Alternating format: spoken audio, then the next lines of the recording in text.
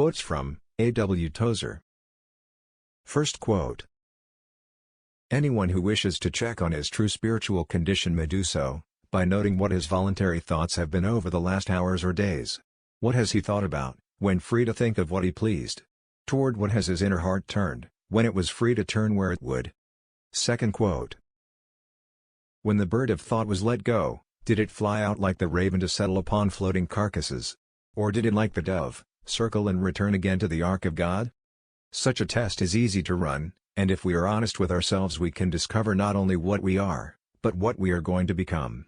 We'll soon be the sum of our voluntary thoughts. Third quote. Pastors and churches in our hectic times are harassed by the temptation to seek size at any cost, and to secure by inflation what they cannot gain by legitimate growth. The mixed multitude cries for quantity, and will not forgive a minister who insists upon solid values and permanence. Many a man of God is being subjected to cruel pressure by the ill-taught members of his flock, who scorn his slow methods, and demand quick results, and a popular following, regardless of quality.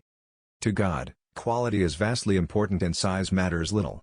When set in opposition to size, quality is everything, and size nothing. Fourth quote. Man's mortal fall has clouded his vision, confused his thinking and rendered him subject to delusion. One evidence of this is his all but incurable proneness to confuse values, and put size before quality in his appraisal of things. The Christian faith reverses this order, but even Christians tend to judge things by the old Adamic rule: how big, how much, and how many, are the questions oftenest asked by religious persons when trying to evaluate Christian things. Quality matters. Let's not be led astray by the size of things. Fifth quote. The Church's mightiest influence is felt when she is different from the world in which she lives. Her power lies in her being different. It rises with the degree in which she differs, and sinks as the difference diminishes. This is so fully and clearly taught in the Scriptures, and so well illustrated in church history, that it is hard to see how we can miss it. But miss it we do, for we hear constantly that the Church must try to be as much like the world as possible, excepting of course, where the world is too sinful. Sixth quote.